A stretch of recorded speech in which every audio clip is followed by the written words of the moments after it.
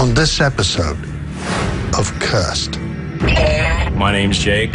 I'm from Texas, and I have been cursed. Her eyes were completely black, and that's where my memory cuts out. Every curse has a demon behind it. There is no curse without the work of demons. Some curses are designed to kill. Others are designed just to make people suffer. His sickness had to do with the demonic.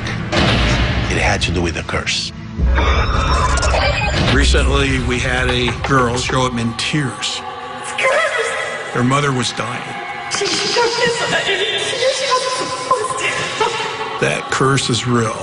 The Bodhi curse is real. My name is David Marsh, and over the last 30 years, I've seen people affected by curses in very real, yet unbelievable ways.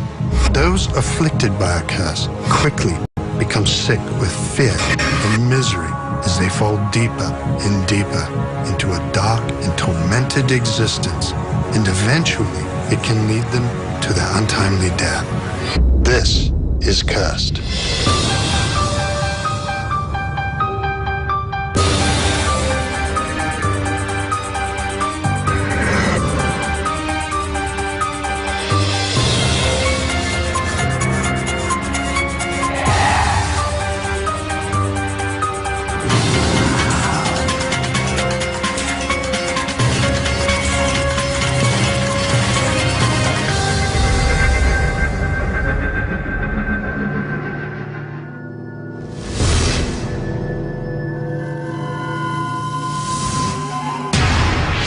Removing objects from forbidden or sacred places has caused countless numbers of people to become cursed.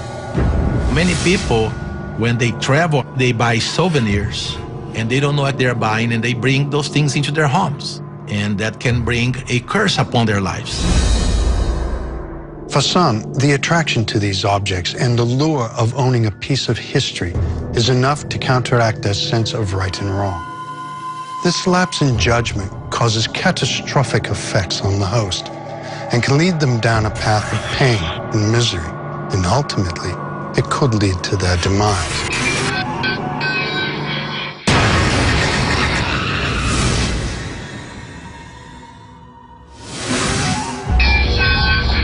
The Siwanaba is a frightening Mayan witch from Central America whose legend scares the local people of southern Mexico to death. She shows herself as a young, beautiful woman to captivate her victim, but then she will turn into a horrible, diabolic entity, giving her prey the scare of his life. Her purpose is unclear, but attracting her attention by stealing from her lands is a mistake that could cost you your life. Her ability to stay with a person long after their encounter is at the root of this curse's destructive power.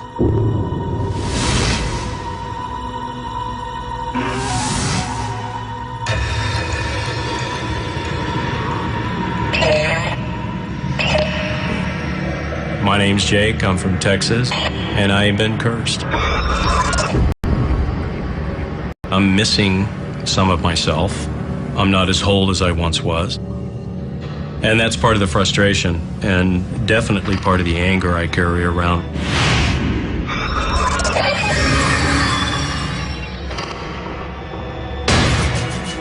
I used to go back and forth between Los Angeles and Mexico. I loved it. I love the travel. I love the hotels. I love being somewhere different every day, seeing different people, doing different things. No bosses looking over my shoulder. No profit margins to meet. It was a good life. It was an exciting life. I was coming down there in their native lands to buy, trade these artifacts, these relics. Most of the people that did business with me did it in a very secretive way. It was all done on the sly. Would you like to run? We have to make this quick.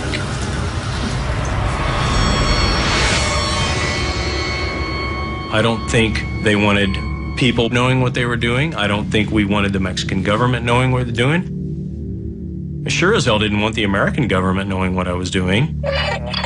They were more than happy to sell it to me. I was infusing money into their village. Pleasure doing business with you.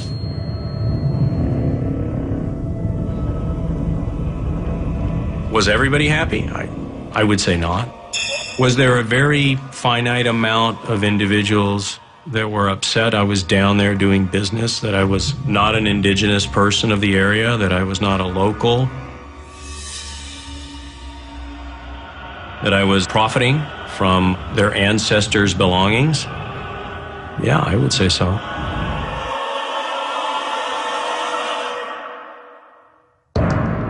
You escape a lot of attention, but for some reason I must have not escaped particular attention.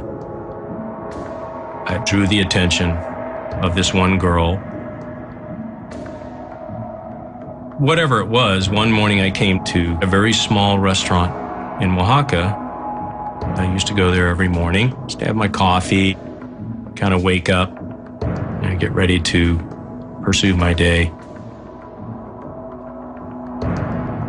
There was 3 or 4 people total that worked in this place, and it was a very small little restaurant. And I came down there one morning, I sat down, pulled out my books, ordered a coffee, and I started working like I usually do.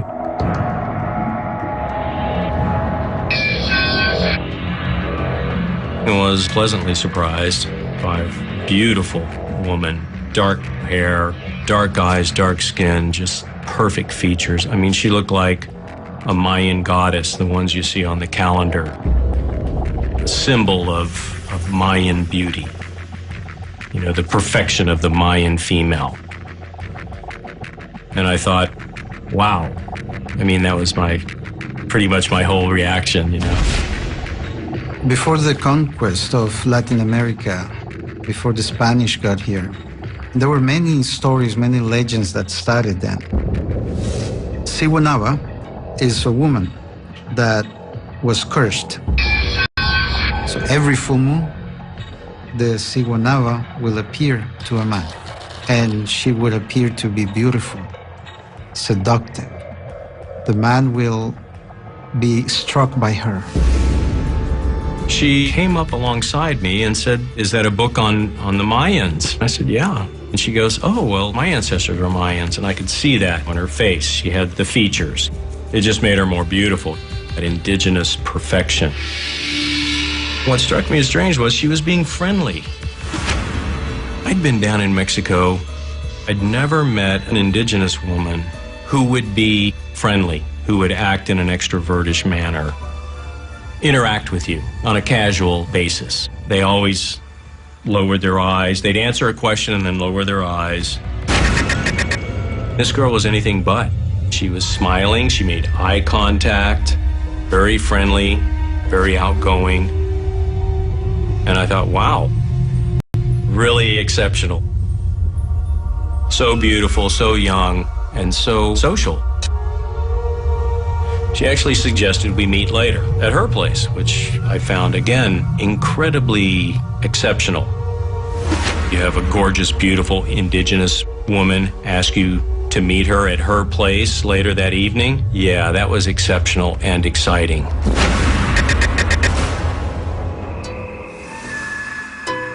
She gave me very quick, concise directions on how to get to her place. It was close to sunset. Dark was coming on. That area was very, very old, ancient Oaxaca. All the buildings were all made out of stone and mortar. And I found this hacienda incredibly easy. I mean, I just flowed to it, which was unusual. Everything drew my attention. Very rough, hewn, raw wood door, very old. The lamps, the rusted metal. It's almost like I went back further in time. Knocked on the door. I hadn't even finished knocking. I knew that something was wrong.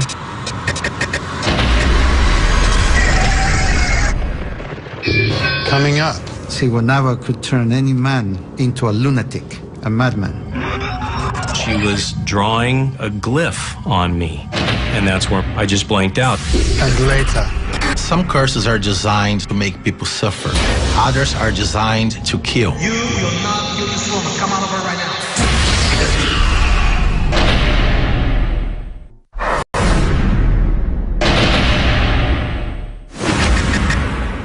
the Siwanaba is a woman who was cursed. And according to Mayan legend, she has existed for over 400 years. Her attractiveness and beauty would pull men in towards her. Those who encountered her had no idea what she had in store for them. I walked into the room and kind of stood there dumbfounded.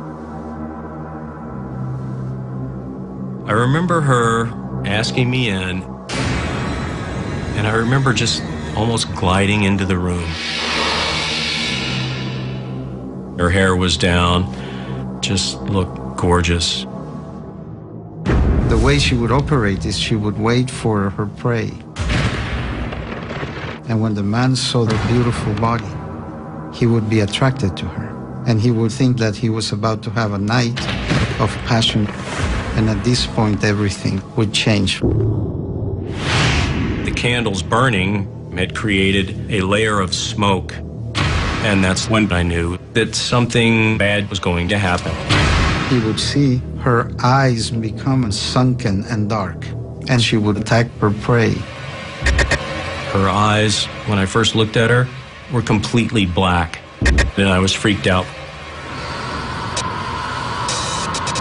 I remember her coming up close to me.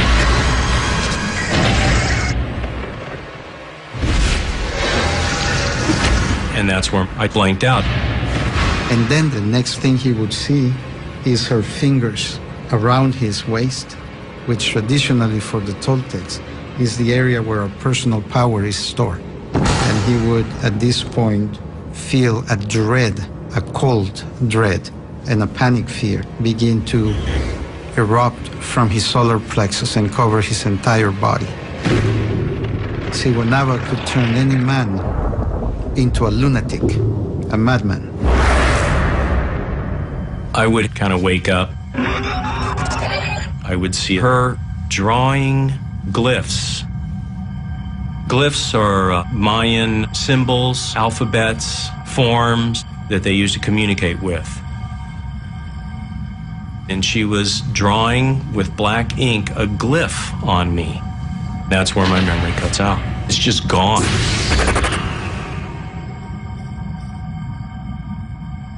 The next thing I remember after being in her room was sitting on a curb, looking down at a cobblestone street. And I was being pushed from behind, and it was one of the local city Oaxacan policemen, and he was pushing me with his foot on my back, and he told me, "Hey, you gotta move on." Vámonos, come on, let's go. Hey, let's go. We gotta go. I was in a fog, not a drug or alcohol fog. I was just in this, what? Yeah, I'm sorry, but what? What pulled me back to where I was right then, right there, was the fact that he was a policeman. I was in a foreign country, and I was a foreigner. I got up, and I was thinking to myself, I'm tired, and I'm kind of confused. But all I could think about was just finding this girl, finding out what happened. I went looking for her, went down to the restaurant. I said, "Hey, where's the girl that was working here yesterday?" Guy looked at me like I was crazy. "We don't have a girl working here." I was like, "Okay, the young girl from Guatemala?" And he goes, "No, there's no girl here. There is no girl working here." I was clearly confused. I had a firm grasp on where I was, what I was doing, what had happened, and what was going on right at the moment. And I was freaking confused. And strangely enough, the more I understood what was happening, the less I could accept it. It was just a mystery. I could not figure out what was going on. The next day, I felt pain in my chest and in the head. I felt weak. I knew something was wrong and I had to get help. I packed up everything and headed north, back up to the United States. I've been to a few doctors. I've always had them tell me I seem to have a problem in my midsection of my body. Meridian has to do with the energy flow, heart meridian or pericardium meridian that controls mostly the emotions and located mostly in the core parts of the body. That's where we're looking for abnormality, the energy blockage, always creating certain physical symptoms or emotional disorder. I had an alternative doctor, more than one, tell me I had energy blockage in the center of my body, around my abdomen, and the Occidental doctor told me I had poor blood flow and a blockage somewhere around the center of my body. And there's a connection. There's always a connection. It's a curse. They're attacking in a certain emotional level, so the patient will start to feel like you just completely lost emotionally. When the meridian has been attacked, the patient feel empty, emotionally empty, not be able to feel others' love or not be able to give love to others or take care of others. All I know is, for sure, I was cursed, that I'm missing some of myself. I'm not as whole as I once was. She took something from me, but can't remember what it is. And I haven't been totally myself since that experience. Yeah, I've been married a few times. I don't trust women. That does put a strain on a relationship. If you live with a woman for years and you never unpack your shaving kit or your suitcase, it tends to strain the security of the relationship.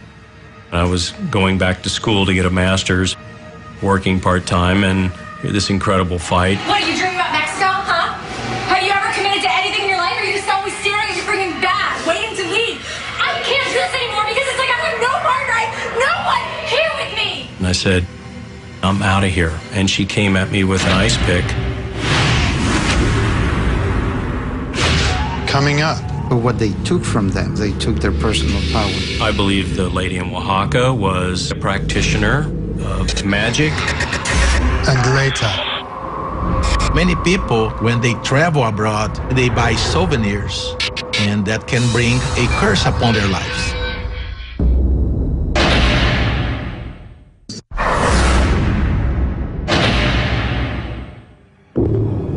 I don't trust women.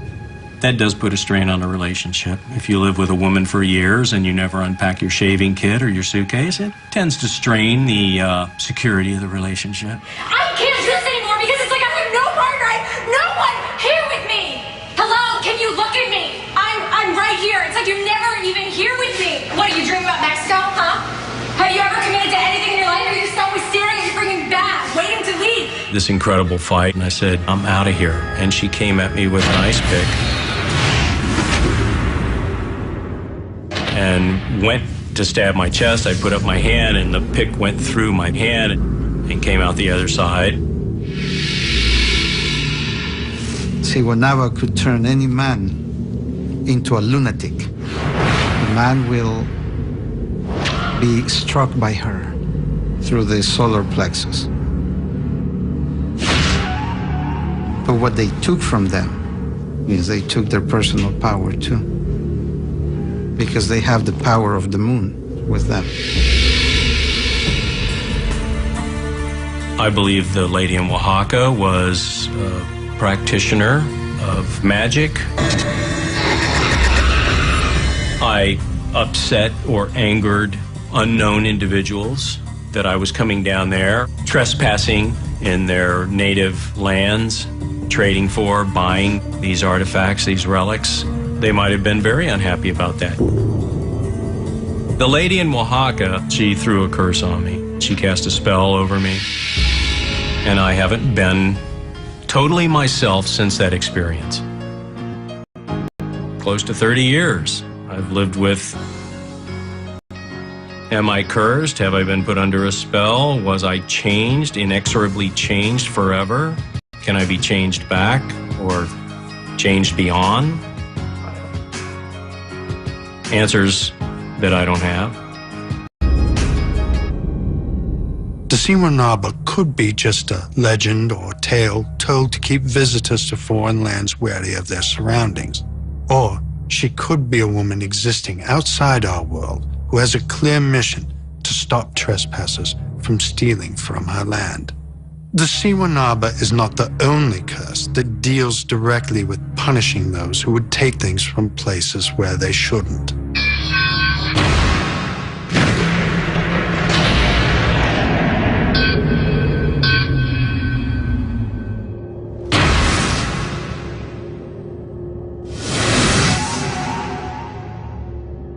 In Northern California sits Bodie, a ghost town.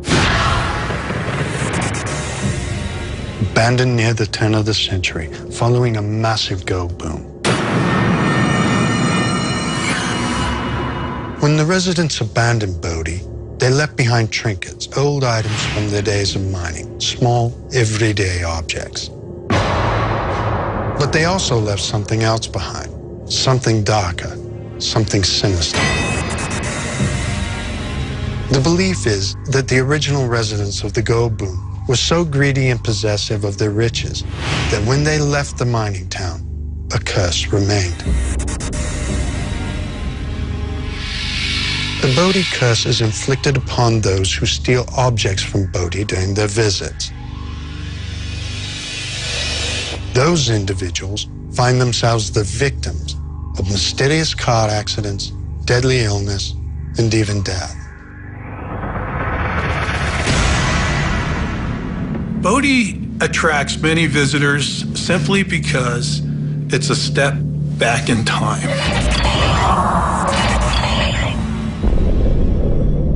Bodie has that presence of the past. It's a special place. People that visit Bodie are often tempted to take things simply because they want a souvenir of the past. There's no longer any activity happening within Bodie. But Bodie has the paranormal activity. The Bodie curse comes from people stealing items from the park. I receive probably 2, 3, 4 letters or parcels a month that are returning items. The letters often are indicating the Bodie curse has brought us death in the family, a divorce, I lost my house, a major car accident.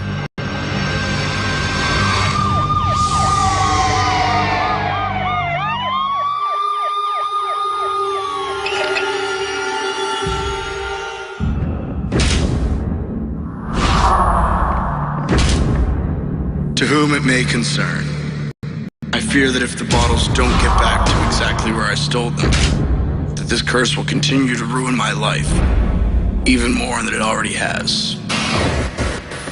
I knew it was wrong to take artifacts from the park, but I had no idea the curse would go this far. My life has gone to ruin since I took 2 small bottles from an old barn. Several days after I took the bottles, I was hit by a car while crossing the street. And somehow there was no one else on the entire street to report the hit and run.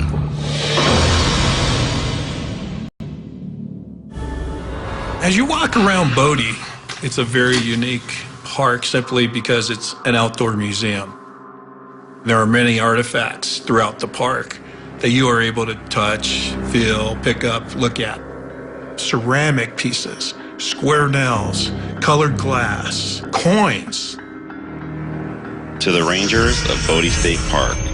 Several years ago, I was walking around your park and noticed a shiny metal coin in the dirt. I usually respect park rules and don't take things from them.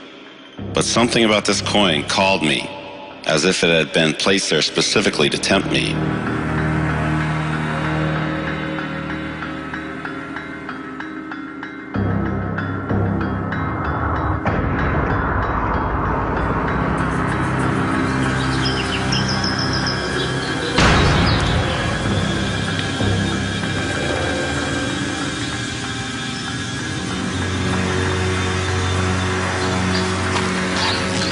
I took the coin.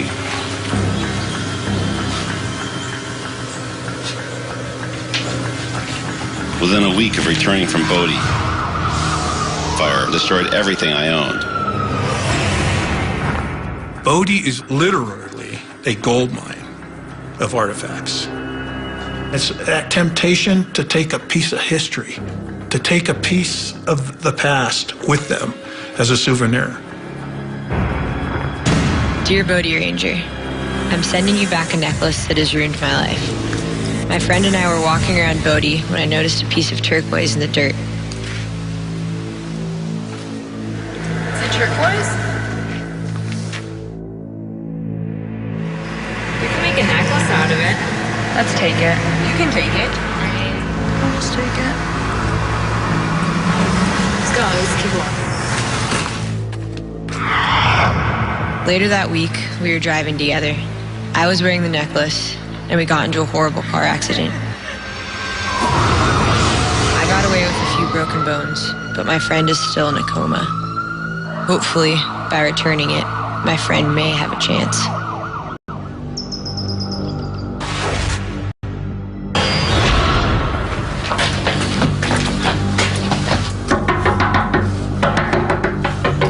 Recently, we had a girl show up in tears.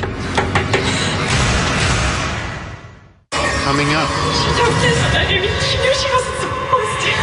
Her mother was dying. Please take it back. And later. When he described the kind of torment he was going through, I knew that he was dealing with a severe demonic oppression, with a severe curse.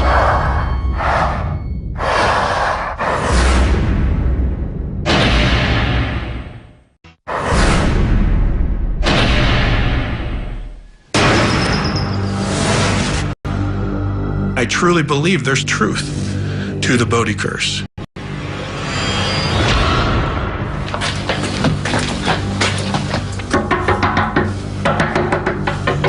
Recently, we had a girl show up in tears. Can I help you, young lady? Oh, my mom came. Whoa, calm down.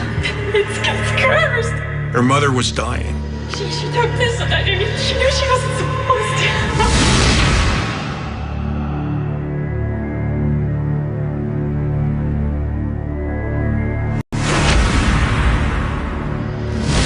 She took this and I didn't. She knew she wasn't supposed to. She's at the hospital. I don't think she's gonna make it, please. Her mother had instructed specifically to return these items to Bodhi. Please, you gotta take it back. She took these items from Bodhi some years ago. It's cursed, Please take it back. Please take it back. Please. People, they're hoping by returning these items, the curse is no longer upon them. I believe the Bodhi curse is true. That curse is real. The Bodhi curse is real.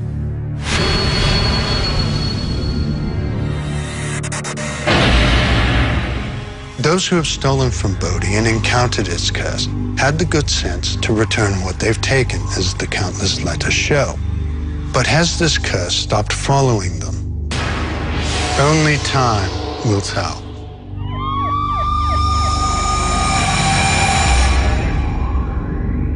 Not all who become cursed by taking what they shouldn't have the sense to get rid of what they've taken right away. For some, the attachment to what they've taken is so strong that even near death itself isn't enough convincing that their curse is real and must be dealt with.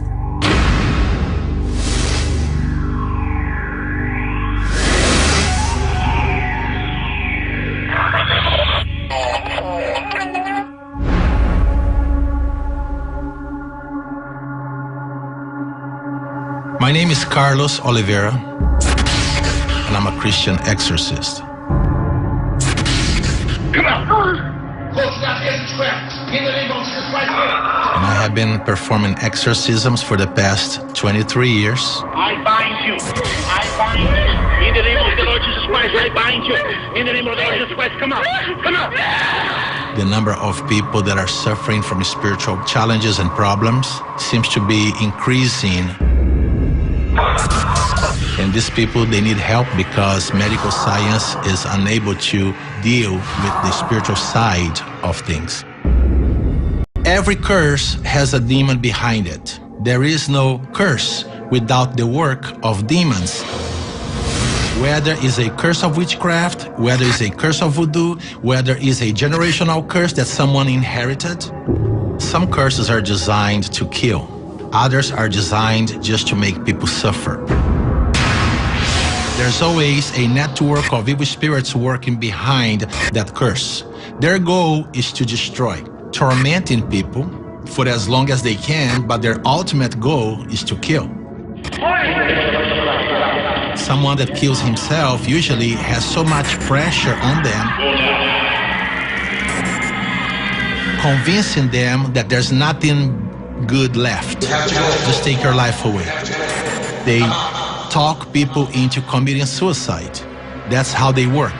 You will not kill this woman. Come on over right now. When someone contacts me, it's because they already being tormented and they know that they already have some problems. Sometimes they try medical science first, and medical science can fix the problem, so that's the reason they contact me. You have to deal with the curse and cast out the demons. Come out, curse. Come out, witchcraft. Come out, curse. Hello? One day, I received a telephone call from a doctor. This is Brother Carlos. Who was suffering with a terrible pain in his body. He told me over the phone that he tried everything he could to get rid of that pain. Can you describe to me the kind of pain you're having? I don't get a clue what's going on. There was no medication on the face of this planet that could take his pain away. The pain was only growing worse. When he described the kind of torment he was going through, I knew that he was dealing with a severe demonic oppression, with a severe curse. Now, many people, when they travel abroad, they buy souvenirs and they don't know what they're buying, and they bring those things into their homes. And that can bring a curse upon their lives.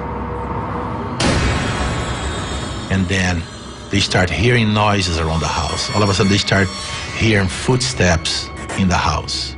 And they don't realize that there's a spell on those things. Just by buying certain items out there, they're simply bringing curse to their homes. And they're going to be tormented. The doctor told me that the pain was getting worse day by day. The excruciating part of it was in his stomach area. He even came to the point that he couldn't eat solid food anymore because his stomach was not digesting.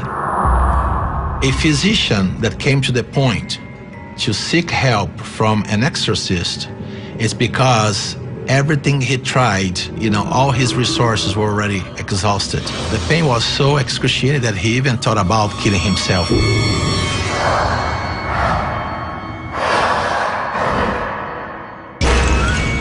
You gotta do something to help me. What do you have in your home that can be the cause of this curse? I started out with my investigation asking him questions. I was mainly looking for accursed objects. Things that give evil spirits a reason to be in a house or a reason to be in someone's body. So we had to go through a list of things. And he had a few items in his house that were occultic related. I found out that he had occultic books. You need to get rid of those books now. Everything he told me that I knew it could have been an open door, he got rid of it.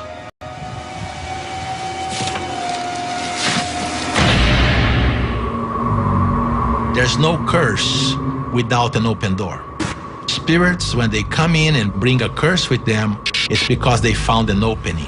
In most cases, accursed objects are what bring them in.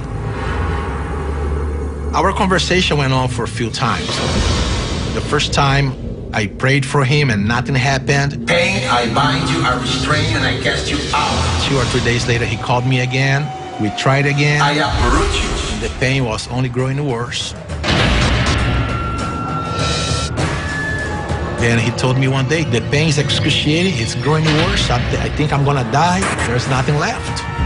I cut everything that you said to get rid of it. Well, you have something else in your house that brought this curse upon you. And I said, doctor, if this pain is still growing worse after all these ministrations that I did for you, I know that there's still something in your house that you're not telling me about. There's no curse without an open door.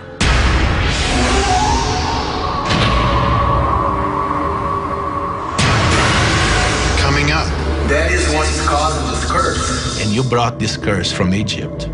I said, you either keep it and die, or you get rid of it and live. He said, I'm not gonna get rid of this.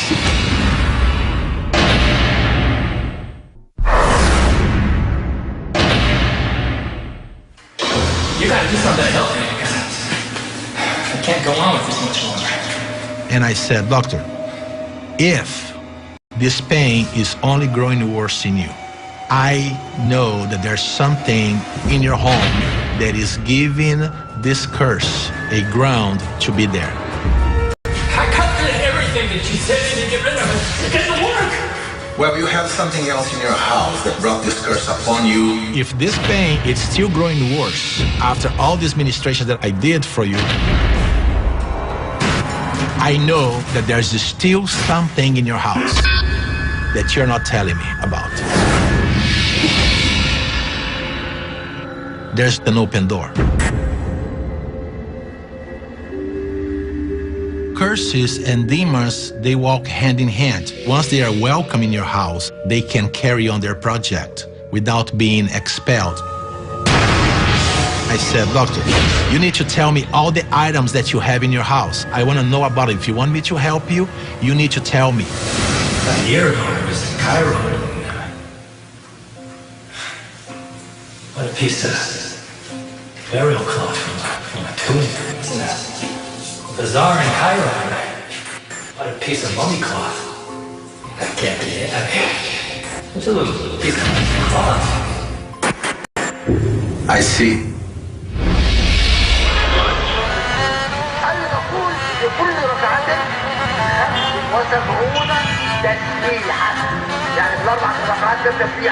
He said, just a little over a year ago, I went on vacation to Egypt and I saw this piece of rug.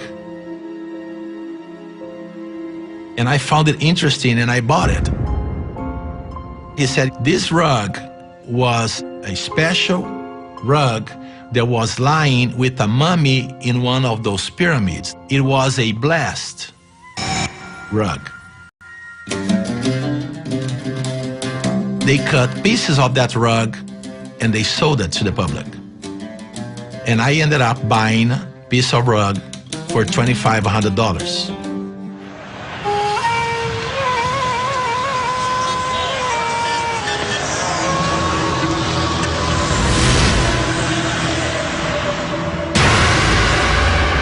That is what's causing this curse. What are you talking about? You bought this curse that you have on you for $2,500, and you brought this curse from Egypt.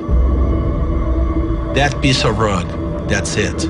That is what brought this curse upon you. He said, I'm not gonna get rid of this. Why not? Well, it cost me $2,500. I said, you either keep it and die, or you get rid of it and live. He said, I'm not gonna get rid of this. I'm not gonna get rid of this.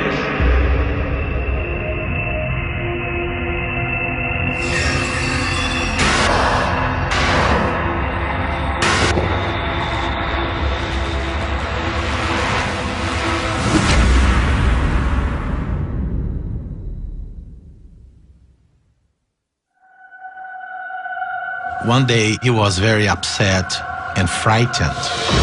He reported to me that he saw a shadow walking by him, and he knew that he was dealing with a heavy demonic presence in his house.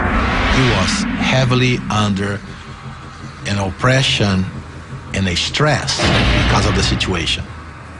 The shadows that he was seeing around the house and the footsteps and all the other paranormal activities that were taking place in his house had to do with that piece of rug that he brought from Egypt. So a day or two later, he called me back. Are you ready to get rid of this curse now? He said, okay, I can't handle this pain anymore. I'll get rid of it, I'll get rid of it. Tell me what to do. Get this thing out of your house as soon as possible. I want you to burn it.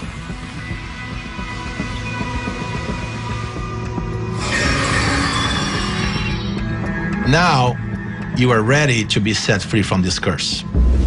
In the name of the Lord Jesus Christ, I take authority right now over this curse. I ministered to him. I did another exorcism on him over the telephone. Pain, I bind you, I restrain you, and I cast you out. And then after that, he did not call me anymore.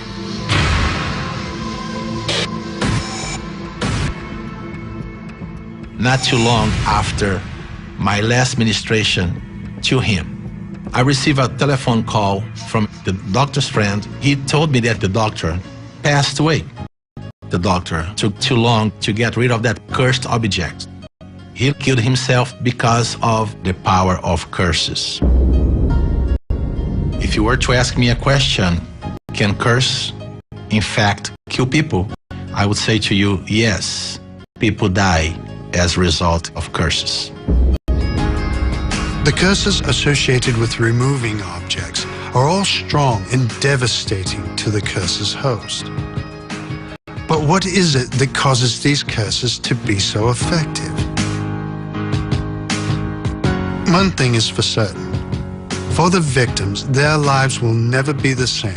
For better or worse, they will take their curse with them everywhere, and eventually to the grave.